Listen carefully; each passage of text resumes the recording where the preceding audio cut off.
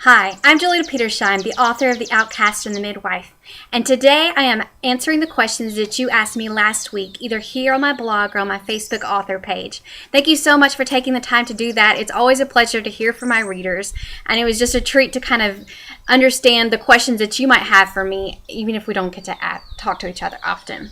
The question that Random.org selected was from Dee Yoder, and Dee is actually the author of The Miting, which it was her debut novel. It came out in March, and it's doing well.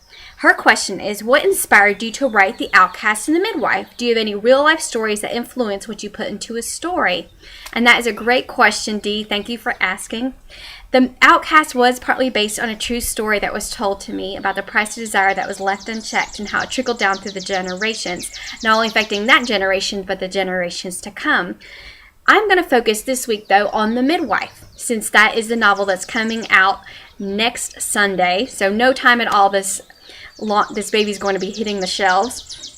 And so I want to talk about when I was in college. I was sitting on the floor of a dorm room with my dear friend, and she had been a recipient of a heart transplant when she was a teenager. And due to this, she was on some anti-rejection medication that would prevent her from being able to carry a child. So she and her fiance were contemplating, when they were older and were ready to establish a family, using a gestational surrogate. And I remember sitting there in my dorm room and contemplating all the things that would have to come together to make this work.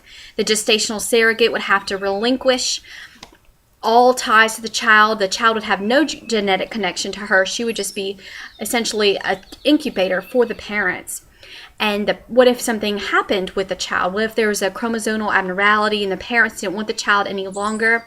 What if one of the parents died? All these things just stayed in my mind and stayed with me for a long time. But I never knew that this could be a story until I gave birth to my own daughter. And as I held her in my arms and looked down at her beautiful face, I realized that even if I had no genetic connection to her, if my body had sustained her for 9 months through my own flesh and blood, she would be my child, and I would do whatever it took to make sure that she was okay and keep her safe, regardless of what it took.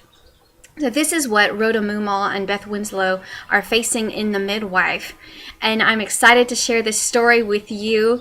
It's been a journey writing it, and it's become so extremely personal to me, and I know a lot of people have said it's an emotional story. It grips them, and yet it's beautiful at the same time, and so you can't go wrong there. So thank you for also sending me your Facebook messages and posting things and just letting me know that you're enjoying this story as much as The Outcast. It's a pleasure to share my stories with you, and I'm working on now, so there'll be more to come. Hope you have a great weekend and a great rest of the week. We'll see you here next Saturday.